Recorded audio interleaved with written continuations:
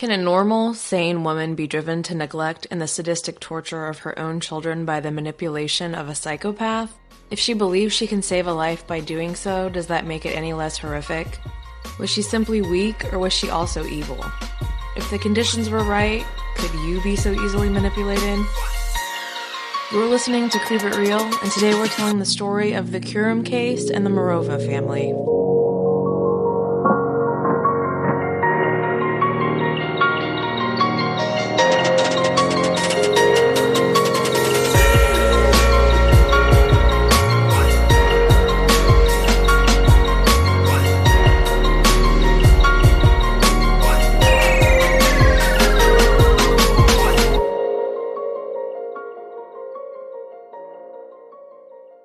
Keep It Real is a weekly podcast where we present our theories of the subjects we cover based on our interest and research. Some material may be graphic and disturbing, so proceed with caution.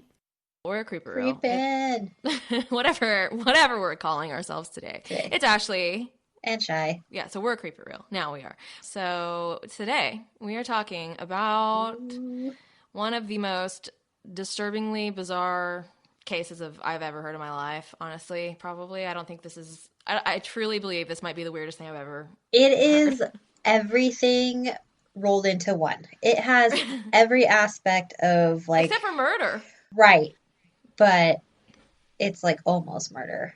Almost murder, Yeah. and like the most depraved crap I've ever heard in my life. Honestly, before I really got through all my research, I was telling Peter about it, and I was like, she killed these people. But I was wrong. There's no murder this week. But psychological murder, perhaps. Let's get going. Let's get to it. This is a story from the Czech Republic. Yeah. So there's going to be a lot of mispronunciations. There going is, around. and we don't have like all the in-depth information that we would like to have because it's all in a foreign language. Yeah. Specifically. It's kind of like the Magdalena Zjuk case in the sense that, like, I've translated.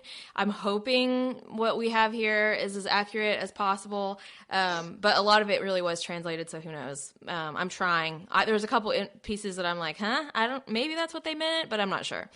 This is the Mauerova family.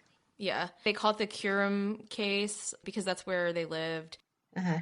Let's just get into it. In 2005, Klara Mauerova was a single mother of two boys, 6-year-old Andrei and 8-year-old Jakob, living in a small town in Kurim in the Czech Republic. They were a tight-knit family. They were happy. The boys attended school where they excelled at learning languages, playing sports, and they lived an all-around happy life. That is, until Klara's sister Katerina moved into the home later that year with a young girl, 13-year-old Anna Jurvinen. Yeah, so Anna or Annika is what she was known as in like the public, right? She was this 13-year-old girl. She was this Norwegian foreign little girl that had apparently escaped a huge like sex ring. Like Right. she had stories of like this insane sexual abuse that she had to run away from. And Klara felt so bad for her that she just kind of welcomed her with open arms. Right. She welcomed her into her home. She had, she said she was on the run from some sex trafficking ring. And while she lived there, she spent a lot of time in the hospital being treated for various illnesses ranging from leukemia to kidney failure, and was also supposedly going blind and deaf at the time that she came to live with Klara and her sons. Right. Like Shai said, Klara immediately took her under her wing. She welcomed her into the family, and she quickly became part of the family. So although she was supposedly in and out of the hospital, Klara was never actually allowed to accompany her to the hospital. It was always her sister, Katerina, that would take her to the hospital for her treatment. So she never actually physically witnessed her going to the hospital or being treated for anything at all. At one point, she began to receive text messages and emails from an unidentified doctor, supposedly the only one who knew how to treat the young girl and how to care for her while she was at her home, which I'm sure we can all agree is very questionable Right. in and of itself. So, yeah, so she's in and out of this hospital. And like you said, Clara never accompanied Katerina when she took her to the hospital for some reason. But the doctor would always call Clara and have her talk to Annika, even though she was supposedly unconscious Yeah. the whole time. Uh-huh.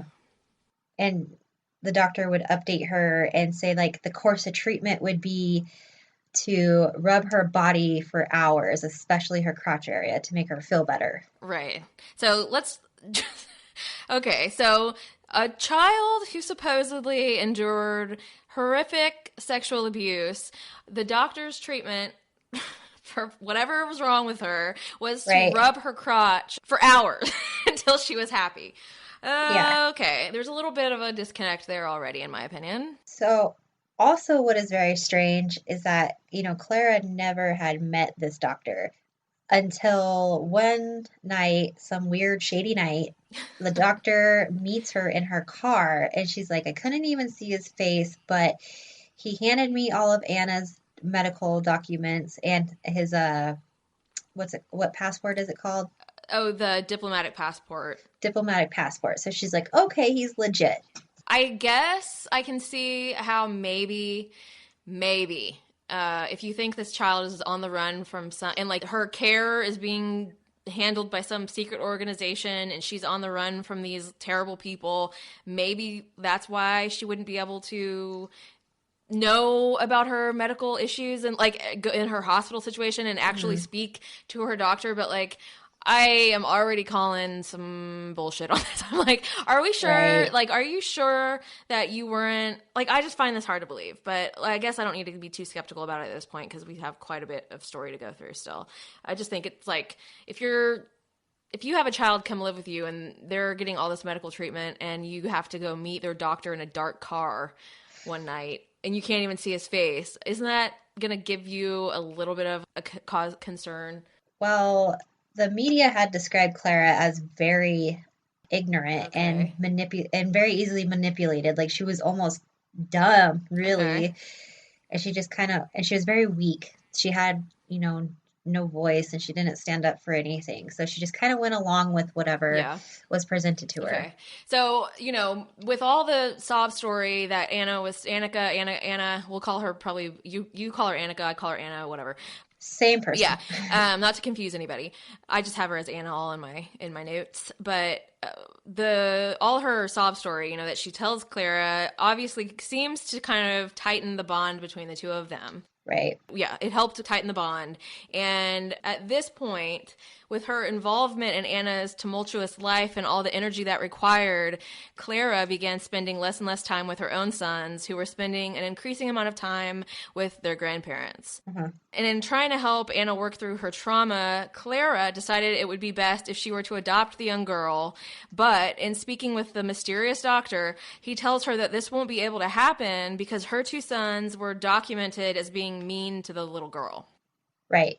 And this whole adoption process was like super weird. Mm-hmm. Yes. Okay. So in the adoption hearing, they require DNA to be taken from the child. Yeah. And they also had a court hearing, and the doctor insisted that her DNA could not be taken because then they would find out that she had leukemia, and then for some reason that would halt the adoption process. Right. So the doctor tells Clara that because her sons are mean to the little girl, he said they couldn't adopt her because her sons were so mean to Annika that they wouldn't allow the adoption process to proceed. So, yeah. I'm sure that's how it goes. That's exactly how it goes, yeah. So he tells her that she needs to, quote unquote, cure the boys from the evil spirit that was making them act out, and that she needs to begin the appropriate, quote unquote, therapy with them to do so, he was recommending hard discipline and physical punishments. Right. So she needed to get their evil spirit out of them. Right. Which this is the beginning of a really obviously great story. Yeah. So she began to find any old excuse to repeatedly beat them using her hands, belts, or a wooden kitchen spoon. And then she would often lock them in the bathroom or other small rooms overnight. So that's how it began. So eventually the doctor's like, it's not working. You know, you need to stop being their mother and start being this total just disciplinarian. Right. And it's strange because the doctor actually was like, you need to move to this secluded town. Right. Yeah. And like found them this house in this super secluded area. He tells her that she needs to begin to use shock therapy on them. Yes. I think another thing I read was the people were like, look how good Anna is, and look how bad your sons are, and where she came from was so terrible. How are your sons not better behaved? They're just like kids, you know. I'm sure they were just acting like kids. So he found them a home in this small town, in this cottage in the woods near the small town of Vaverska Bytiska? Yeah, Vaverska. I don't know. So, okay. So it's there in Vaverska Bytiska, something like that, in this little house that he found, that they meet with Jan Skurla, Anna's brother. Yeah. Okay. It's Skurlova, right? Okay, Skurlova. Skurlova, I think. Sure. Jan Turek, another man who they knew from prior summer camps where the boys had attended, and Hannah Basova, who Clara worked with at a children's home in Paprasek, something, Ray, where they moved. Yeah. Nearby where they had moved into this cottage. And then Clara's sister, Katerina, was also there, and she, in that town, was working at a children's home. Great. Yeah, one sister had a degree in teaching, essentially. Right. Yeah. And Clara began working as a teacher at a school there. So perfect. Yeah, as we go on, you're going to be like, oh, great. That's, think about this, everybody. Your children's teacher could be this much of a depraved human being. Yeah. Okay, so this is where it really kind of starts to escalate to just horrible torture. She begins to confine the boys in dog cages where they can only kneel and are forced to eat and use the restroom in these cages. Right. They were kind of confined to their own area for a while. They didn't have anything but themselves. So warning, we should have already warned, but warning like some serious abuse here. We can talk about it. I'll put it in the open. So this then begins to escalate even further to where Clara is dunking the boys' heads in large buckets of water and holding them under until they think they're going to drown. And while she's doing this, for some reason, it's said that Katerina is holding their hands. Right. And even Annika starts to partake in the abuse. Yeah. She starts dunking their heads and cutting them and beating them. They're also burned with cigarettes. They are scratched and stabbed with forks. They are hogtied and forced to learn and repeat vulgar sentences, and also were forced to beat one another. So that's like some serious, on top of physical, but also psychological abuse there as well. So at one point, Jacob was forced to dig a hole in the ground and lie inside of it, pretending that he was dead. Ugh. How traumatizing is that? Yeah. And then the abuse reached a climax when the two Jans, which are both men, covered the boys' heads in bags, tied them up, and burnt them with cigarettes yet again, and supposedly at the same time were fondling their genitals. And then that's when the even more depraved thing happened, which is that eventually it got to the point where they started cutting flesh from the boys' buttocks and even arms and feeding the flesh back to the boys, and apparently the family would also partake in eating the flesh too, but essentially these boys were being eaten alive and having to eat their own skin. Flesh. What the hell? I don't know. What the hell? And they said they would also, after they would rip skin off, that they would actually burn the raw skin underneath, which, of course, making a child endure that, but then also eat their own flesh is the most sick thing I've ever heard in my life. But when you start thinking about how sensitive, how, that skin is underneath, and just like you're sitting there like burning that even more. I mean, terrible, terrible stuff. They attempted to stifle the boys' screams and cries by taping their mouths shut. And like Anna, the 13-year-old girl totally participated in this torture. Right. So not only was she physically holding their heads underwater, physically abusing them, but she was falsely accusing them of treating her badly in order for them to incur more punishment. So, cool. So yeah, I don't think these boys were ever mean to this Annika chick ever. No. That was all a ploy. Right. Yeah. So they were held captive here at this cottage for 8 days. And apparently everybody pretended that they were also torturing Anna, so that they did not think that they were the boys did not think that they were the only ones receiving the punishment, but she was not really being tortured. Because they moved into this new place, right? And they had to be kept in these cement rooms, chained, tied up, left naked on the ground. And Annika had her own room, which was, I guess, full of sunlight. She had toys. She had a place to play. I mean, she was living it up. Uh-huh. And she also showed Clara how to tie pretty complicated knots on a teddy bear, and Clara just assumed that she knew how to do this from the abuse that she had suffered previously, which is like, I don't think they teach you how, I don't think they're teaching you how to tie knots when they're tying you up, but sure.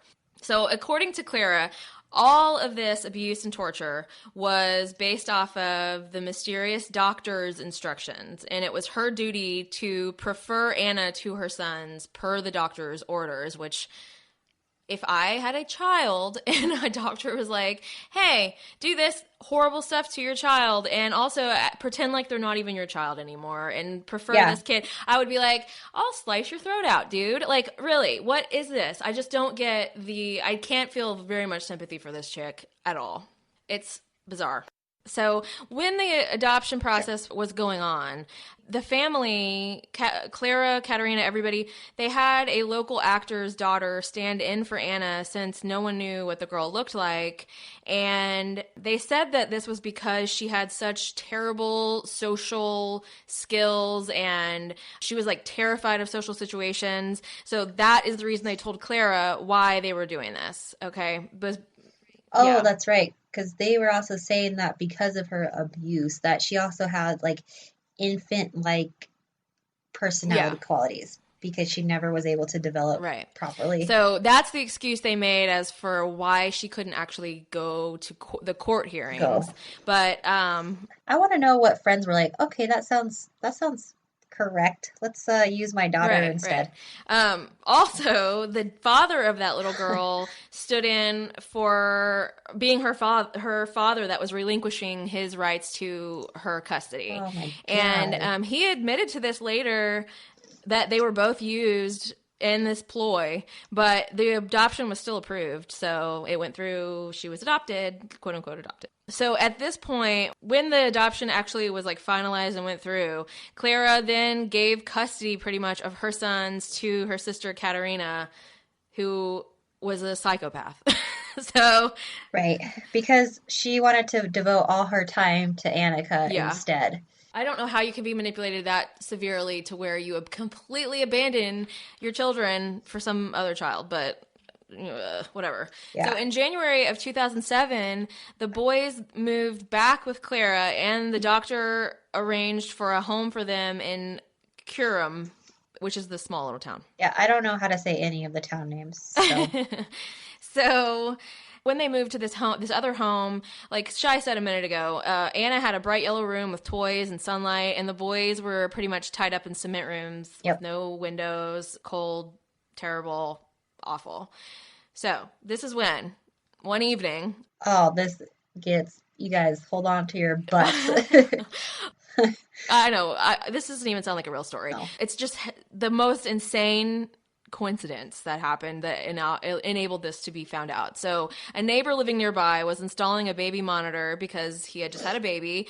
And when he set it up, he, instead of seeing his little child's crib on the screen, he picked up quite a horrifying scene from Clara's monitor that I guess they had a similar one, or I don't know if it was the exact same one or what, but the man saw the boys hogtied on their knees on the ground. They were being fed and eating like dogs. Even at one point, the man would see a woman's hand come into the picture feeding the little boys. And they were, like you said, they were eating off the ground. And I've seen the pictures. There's pictures.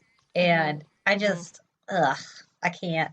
I couldn't look at them for too long. I mean, I don't know if he took photos or if the baby monitor like saves a video or what exactly happened, but they got these photos and this man immediately called the police, who began to conduct door-to-door searches to look for what the heck is going on, because they don't know who it was. You know, they just see a little Can you just boy. like, what do you do with that information that you are receiving with your eyes? You know, you go to expect to see your little sweet new babe sleeping, right? And it's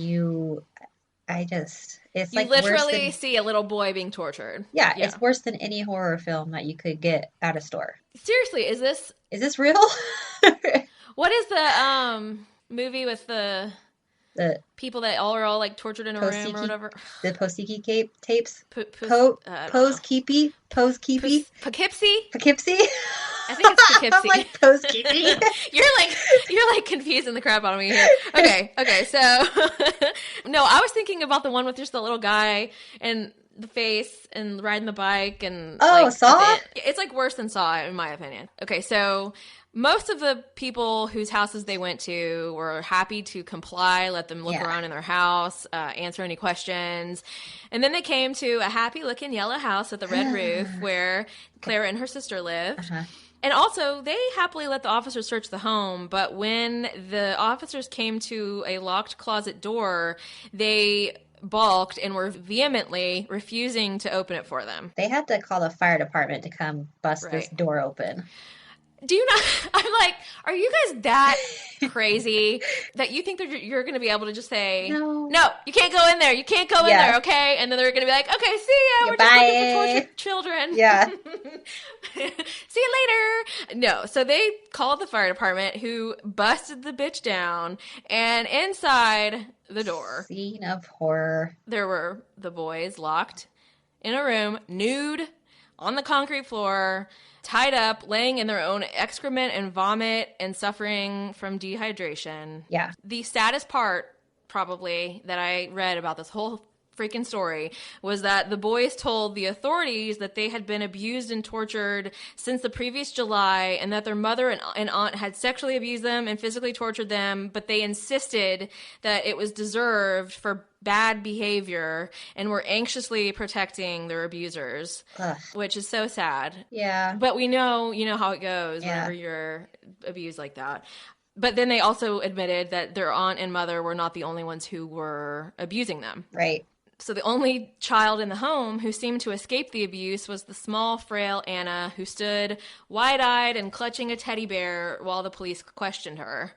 One of the officers in his report said that the girl seemed so socially inept that he called her a wild girl, like she had been living... Like a feral child? Like a feral child. Yeah. So they immediately placed the two boys and Anna in a children's home called Klockeneck.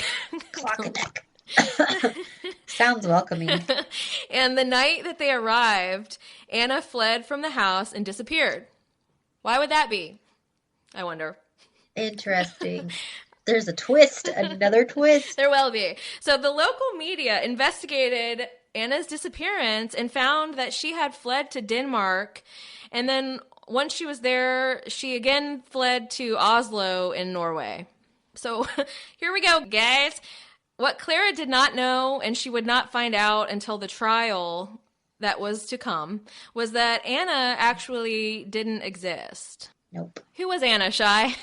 She was a 31-year-old woman named Barbara Skurlova. This bitch. This lady who had a major in performing arts. Like, she was a drama major, and she went as far as to get liposuction and a boob reduction to fit the role of this frail 13-year-old girl who had been so badly sexually abused but come to find out she had actually never even had sexual intercourse.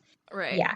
And they did physical exams and she, technically hadn't. And it's weirder because at one of the hospital visits that she had gone away to, Katrina had called Clara and said, hey, Annika has been abducted from the hospital and she is missing now. So Clara is freaking out.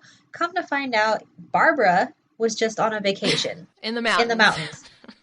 And so if you've ever seen the movie The Orphan, this is like Orphan vibes. Big time. Yeah. So, she clearly is a psychopath, this Barbara, but also she was a friend of Clara's sister, Katerina, before she ever became Anna. So Katerina knew her as Barbara and knew she was a 31-year-old woman, and they had been roommates.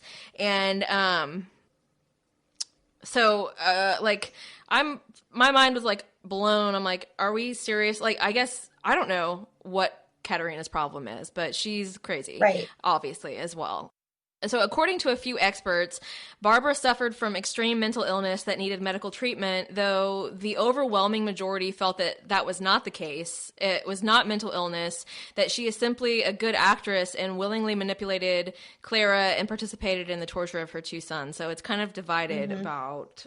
I would say, though, is being a psychopath a mental illness? Because if it is, I feel like she's probably a psychopath. Okay, but there's so many people involved, though. Is everyone a psychopath? Even if you are easily manipulated and encouraged and stuff to do something, if you're sound of mind, don't you draw a line somewhere? You would hope and be like, so. This isn't okay. You would hope so. This isn't right? But there's even more weird aspects of this that we'll get into now. So okay. Yeah.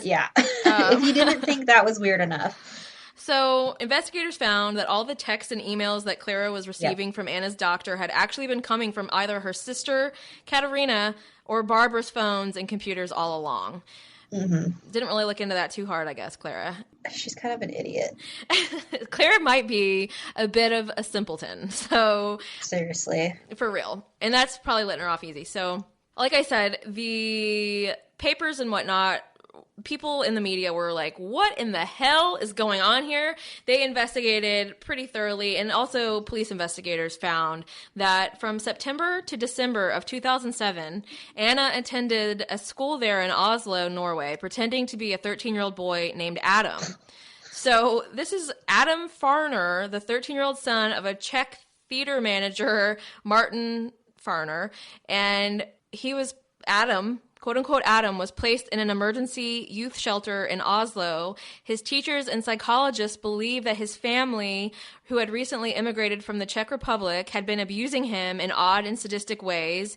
He talked of being beaten, burned with cigarettes, and sold into child prostitution by his own father from a young age.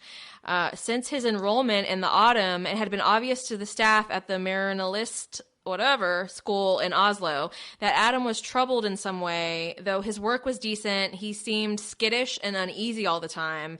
He didn't socialize much, and he absolutely flat out refused to take part in any sports activities.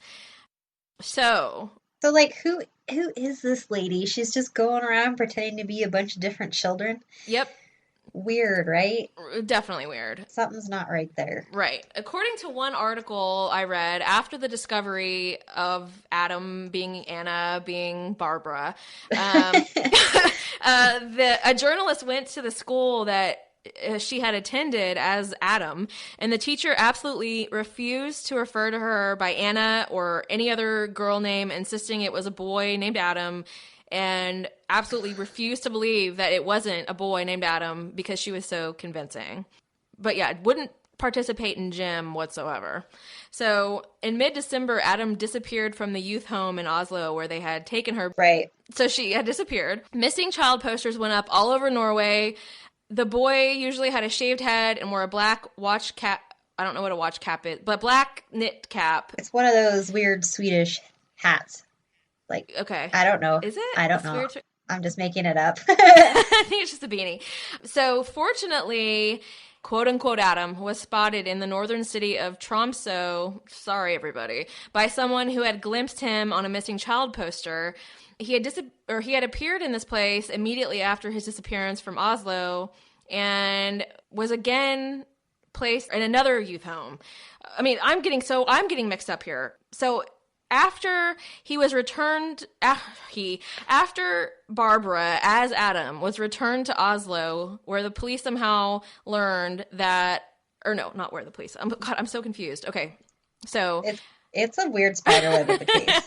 After this, after he was found, I keep saying after Barbara as Adam was spotted and found in Tromsø, they took her back to Oslo, and the police learned then that the real Adam Farner was still in the Czech Republic, and that as a real boy,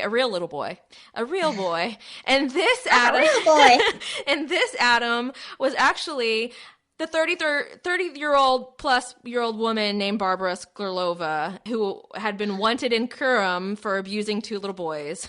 So I will okay, what skin routine is she using? Because I don't know, man. I saw the pictures of her. She doesn't look that great. So she was, they said she was ill in so many ways that I think that may have contributed in them believing that she was a child. But once the Czech authorities confirmed that Anna was in Oslo under a separate identity, they were able to extradite her to the Czech Republic. Yeah. So I'm not sure if you got all that, but yes. So she was pretending to be a boy now and living a life as a boy. And this man who pretended to be her father actually had a son. I don't understand this, okay? But we'll get into that. We'll get into it a little bit more in a second. So back to Clara, this crazy lady. Yeah. She claimed that this mystery doctor had psychologically destroyed her to the point where she was able to do whatever he told her. I'm like, how weak of a bitch. Through emails and text messages, too. Exactly. Come on. How weak do you have to be in order to be psychologically destroyed through text messages? It's I don't know, man. And it's not even, okay. It's like, what did he have to say? You're a bad mom. And she was like, that's it. Whatever you tell me to do, I'll do it. Yeah. The police investigation uncovered that Barbara had no qualms about creating new identities, obviously, and had actually selected Clara as a target for her ruse so that she would have a permanent place to call home. And for some sick reason, Katerina helped her do this and planned this out for 5 years. They've been working on this weird scheme for 5 entire years before it was put into place. And they did give her father Joseph, if that is her real father, and Katerina, they helped her obtain documents to kind of prove that she was a 13-year-old girl. Yeah, to validify it, which is so I don't even, man, I hate going to the DMV, that. What kind of tomfoolery you got to be doing to get legitimate people documents? Who knows? I probably stole them from people. I don't know. Yeah. Okay. So, like I said, that Barbara and Katerina had once been roommates while Barbara was attending the Brno Academy of Music and Arts. There's another name in front of it that I cannot pronounce, but and that's when Barbara had pretended to have leukemia and eventually had Katerina tell the school that she had died, and then that was what allowed her to assume the identity of Anna, the 13-year-old girl. It's just one big mess. Ruse. You're right. So how bored you gotta be. Well, now here comes in some more. Here's the other part that comes in that's even more bizarre is Strange.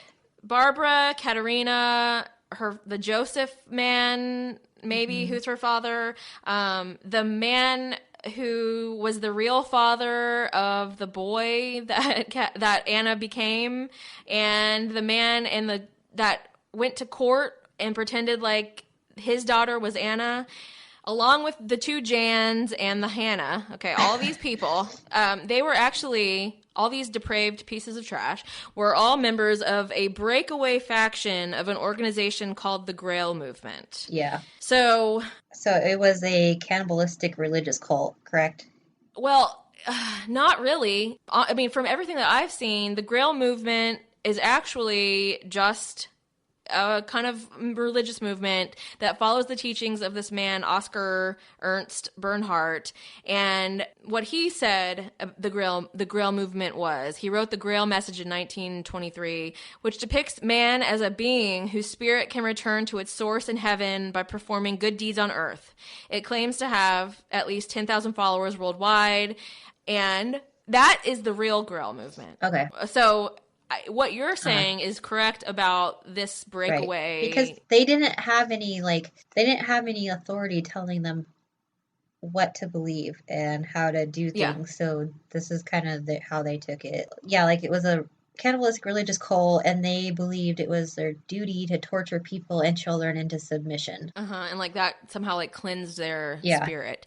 But there's a spokesperson for the Grail movement in the Czech Republic named Arthur Zaplukal who says that little group led by Joseph or Barbara or whatever, they broke from the group years ago once they began to take the movement and mold it with their own fantasies and delusions. Right. And he says that he sent them a letter telling them that they were no longer part of the Grail movement, but they continued to use the Grail movement as the name of their group. I know that he also, I think, they called themselves Ants or something. Ants.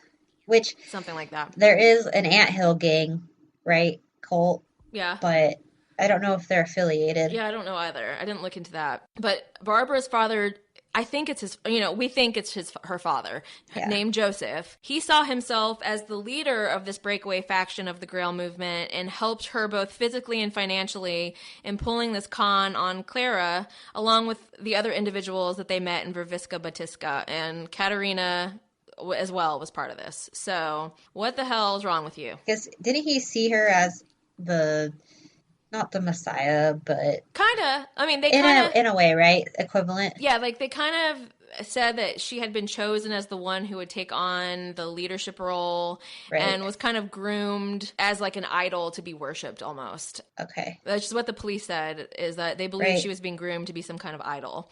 Joseph, her father, is very likely the man who Carla knew as the doctor to Anna, as she identified him as the man who told her he was a diplomat. But during the investigation into the matter, despite their belief that he was the mysterious doctor Carla had been in constant contact with, the police couldn't ever actually prove it absolutely, and this man completely disappeared altogether.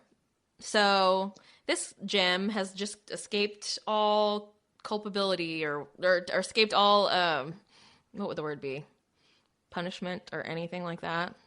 Yeah, justice was never served. No. Yeah. He just ran. It's also possible that Barbara and her brother Jan devised the whole plan, but who knows? And this man was part of it. Did you read about the pornographic video theory? No. Okay, so, and it kind of would make sense, and it made me think of that one Sword and Scale episode that I had to turn off about the weird Australian man and like the hookers, and they would make like the know that one. Yeah, remember they would make the baby porn? What are they called?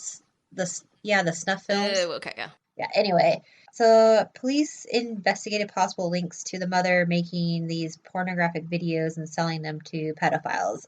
They were unable to find any evidence of this, but it makes me think, why were you guys videoing down there? They were chained up. They weren't going anywhere. What they said in court, I guess, was that she wanted to be able to keep an eye on them. But you're like, why? Because they're just there. They're not going to be able to move. Right.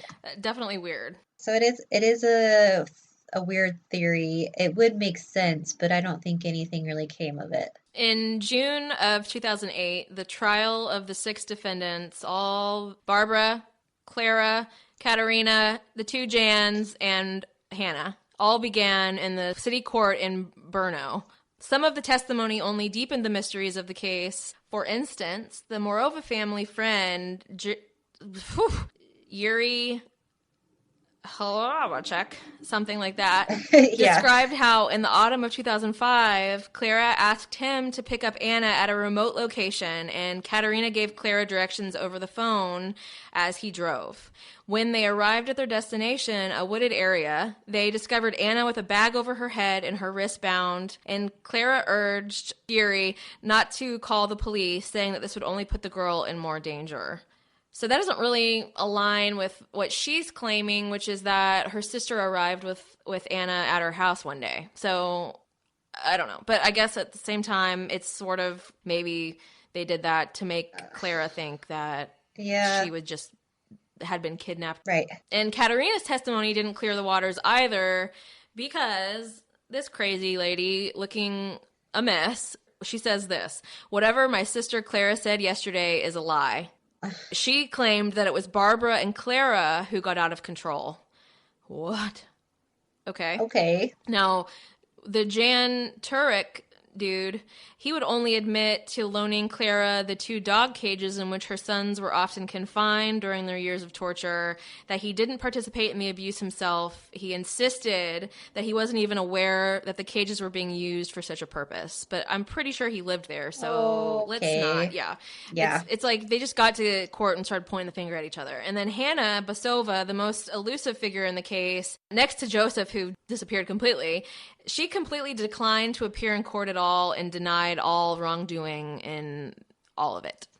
So these people are pathetic losers who abused kids and then got to court and were like, "Leave me alone, I'm innocent." They all kind of try to like point the blame at each other. And it wasn't me. I lived in this house, but I had no idea this was going on. Right. When the judge questioned Clara on why she didn't mind that she was separated from her sons initially, whenever she had been told to separate herself and she gave custody to her sister, she said, "I was swallowed by Anna's custody. I knew, though, that they were in good hands with my sister, who was abusing them." Cool. Yeah. And she says, "The boys had the last chance to rehabilitate. Everything made sense. Burning, beating, everything based on the doctor's instruction." Yeah. Did that make sense? Did it? She says, "I know it sounds naive, but the fact that he was a diplomat and a doctor was the guarantee of authority for me. I trusted him." Okay. I mean, some people have a little too much faith in authority. I'm like the complete opposite. Right. So she says, "Terrible things have happened. I realize it, and I can't understand how I could have allowed it," crying in court. Barbara, that hoe, she claimed innocence completely and said that she had also been tortured by the Mauerova sisters. She says, "I think they wanted to sell me to evil men who do ugly things to children." That's what she said. Shut up. To a news organization. I'm like, how many times can you use that same story? Yeah. Like, every person that she supposedly was the child of was trying to abuse her and sell her to pedophiles. It's like, get a new story, dude. I honestly, like, I just don't see it coming out of Norway for some reason.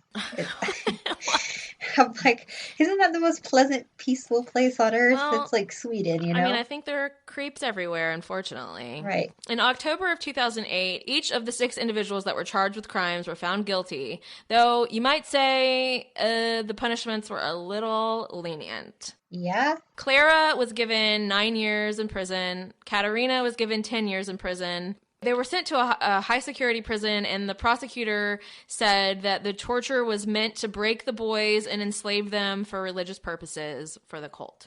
Now, makes sense. The most bizarre part of this is that Barbara got the most lenient sentence of all of them, somehow. Right. She got 5 years in prison. Jan Turek got 5, her brother got 7, and Hannah got 7. What the hell? Maybe they saw her as someone that was a pawn in the whole thing, but I think she was fully like aware of what was happening and what she was doing was absolutely wrong. I think that she was like the ringleader of this. I really do. So she saw herself as the future quote unquote goddess of this religious sect involved in the abuse case. It's horrifying to me that you can be that manipulative of a psychopath, take part in all of this crazy torture stuff, and then because you're pretending to be this innocent child somehow, that probably worked in her favor. Well, I want to know, was there like any like financial gain? Because she had apparently approached Katerina first, you know, at school or whatever. Was there promise of them getting money for this, or? I have no idea. Like, so like what did happen in this situation? Yeah. We do know that cults have a way of manipulating an otherwise normal brain into believing very strange and dangerous things. That does definitely happen. They like rewire people's brains into doing things that they may not otherwise ever do or think.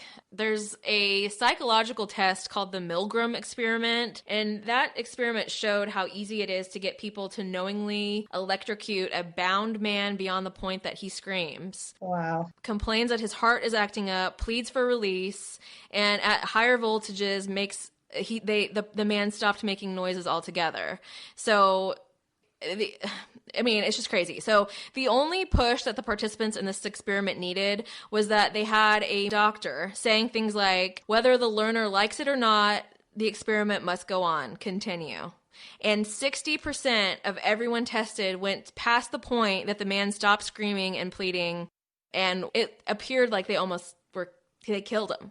60% of the people, this was normal people are given this experiment. 60% of them, all they needed was an authority figure telling them, do it, and they did it. That is crazy. You 60% are sad people. Wow. I'm sorry, but that in my brain does not make sense. Who are you people? 60% of you are that into authority that you're going to just be like, whatever you say. To torture a live human just because someone said to do it. If I have an authority telling me anything, chances are I'm going to tell you to go screw yourself. So I don't get it. I don't get it at all. Unless you're my coach, I'll listen to you. That's like the only one. Other than that, I'm like, any boss that I've ever had in my life, I've been like, after a while, I'm like, I hate this person. Yeah, okay, but like your coach it's all going to be like self-induced torture. It's different, I guess.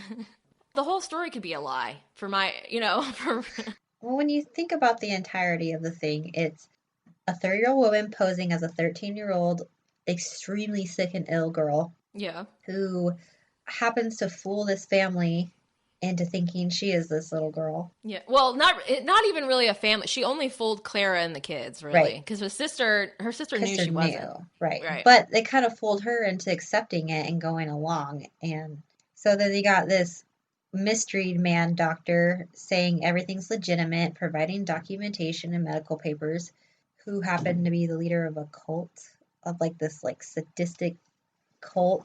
Mm-hmm. Yeah, and then you got like this insane child abuse going on, and I don't know, it's just like, is this even real life? Is this I mean, what we know is the truth here. Is that even legitimate, or was Clara just a piece of shit who, was like, I want to be in this cult too, and just did this stuff totally willingly? Like, did she know? Did she know that she was doing this for the cult, or did she truly think she was doing this for Anna? I don't really know. I feel like she was going to get money or something. Like, she was promised money. I just don't see... I mean, I know there's sick people out there that would do it for free, but I just don't see why a mother would be like, okay. I mean, that is one thing that I hear all the time is like, a mother wouldn't do that to her own child. And it's like, clearly they would. There's a ton of mothers out there that abuse, that murder their own children. It happens, so it's possible that she was definitely driven by financial gain or something, or was she just a simple bumpkin who was manipulated? I'm not sure. It's like all around, it's an awful case of manipulation, and whether or not she was a willing participant in the entire thing is not quite known, in my opinion. I really am not sure. Like, was she an unwitting victim of a group of psychopathic manipulators, or was she also a psychopath herself who was like, I want to torture my sons for whatever gain I can get out of it, or was she truly just manipulated to the point where she acted like a nutbag?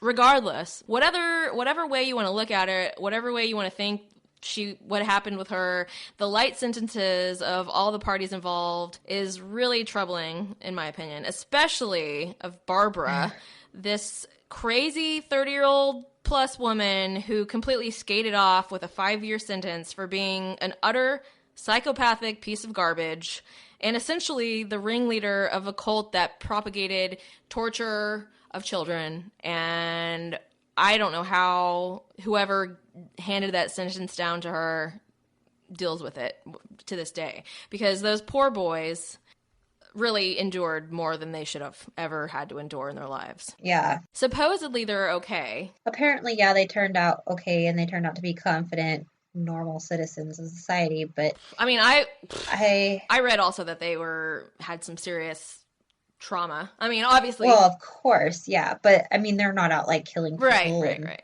So torturing people, but Yeah. having to live their entire lives with this trauma. I know they don't live with her, but I don't know if they have a relationship with their mother. What I did read that the people that were put in jail, prison, are out. Oh yeah, and have like new identities and names now. Mm-hmm. So cool. There's that. That's cool. I mean, how do you release someone like that back out into the public? I don't get it.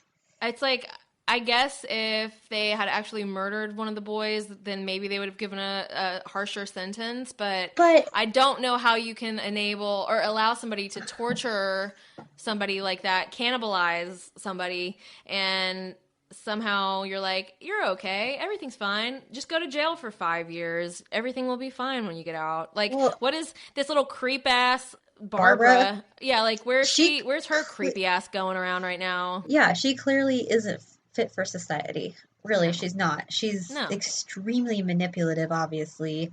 Yeah. So, and scary. I mean, who else was? Charles Manson. So, cool. Yeah, I mean, who knows what she's going to go on to do with her delightful life. But yeah, so that's the story of the Mauerova family. Ugh. I'm sure we're all better people for knowing it. It was just one of those cases when I heard of it, I was like, what the heck? Yeah. Is this? It's weird. Yeah. I was like reading it just going, what the heck? Yeah. What the heck? Every twist and turn made me just like, is this real? Are we sure this is real? Or Seriously. Is this a giant publicity stunt for like some sort of movie that's 10 years in the making, 12 years in the making? Well, it seems like one of those cases that some weirdo just makes up like the Saw movies, but honestly, those are kind of like, those are very real things that could happen because humans are so strange. Yeah, unfortunately. We've heard just as, or if not weirder things in podcasts, so. Yeah, that's true. Yep, people suck. Yeah. That's why I don't associate with them. So before you go adopting, just make sure it's not some weird woman in disguise.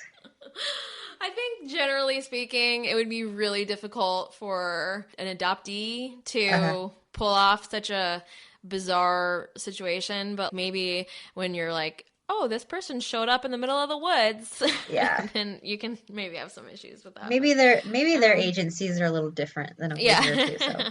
Well, I think they were like, this girl just showed up out of nowhere. Yeah. Let's adopt her. So that's it. Not to malign adopted children, or I just don't think they're little women posing as children in disguise. Yeah. I mean, I remember that orphan movie. I definitely was like, that would never happen. Right. And ta-da!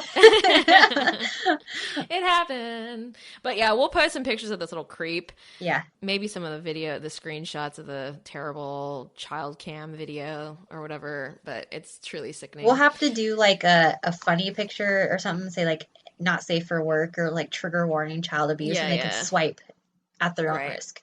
Yeah, right. Yeah, because there's definitely, I was like, whoa, I didn't realize that was going to be shown, but here it is. Okay. Well, there's that. If you guys check more into the case and find out more information, let us know. Like I said, it is a lot of non-English speaking type stuff, so. It was like, there was like a good 20 articles that I could find to reference, so. I mean, we filled a decent episode here. It's an hour and 15 minutes. So anyway, well, thanks for listening, everybody. Go follow us on Instagram, Creep It Real Pod, Facebook, Creep It Real.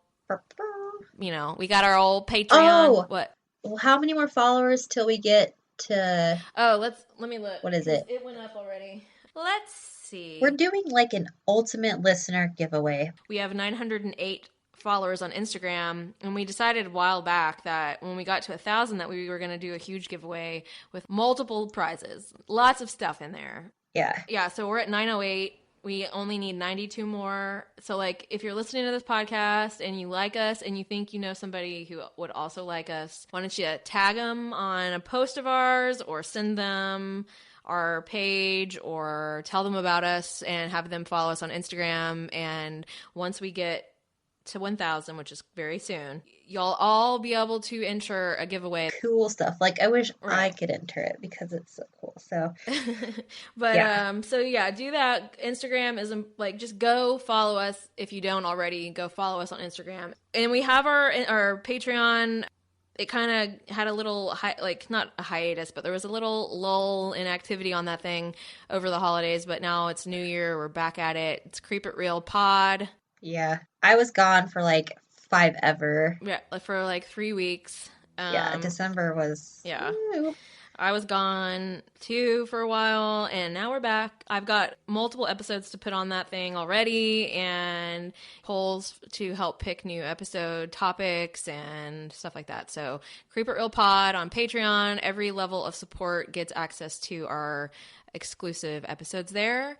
Also, don't forget we have our shirts and other merchandise out there on our Shopify. Also, last thing I'll ask for is, if it's still going on, the BuzzFeed podcast to listen to 2019 thing is going on. They're trying to get podcasts that are not as well known, even though I've seen a bunch of people like saying, my favorite murder. I'm like, I don't think we need that. I think we're okay. I think they've got it. But if you could go to our if you find it on your own, BuzzFeed podcast listen to 2019, but on my Instagram, my personal Instagram, Little Miss Strength, and on the podcast Instagram, in the bio, there is a link that you can click on, and you can send your recommendation of our podcast to BuzzFeed. There's also an email. Okay, so if you want to email this guy, it's Scott, SCOTT Brian, BRYAN @buzzfeed.com. You could email the podcast to them and put podcast in the subject line, or you can go to my Instagram or the pod's Instagram and click the link that's in the bio. Anyway, we would appreciate it. It would be great to get some more exposure for the masses. So yeah. Right. If you want to send us an email or recommend topics or talk to us about anything, it's creepitrealpod@gmail.com. That's it for me. I will stop talking. That's all I got. Okay, well, it was good to see you this week, everybody. We will be back next week.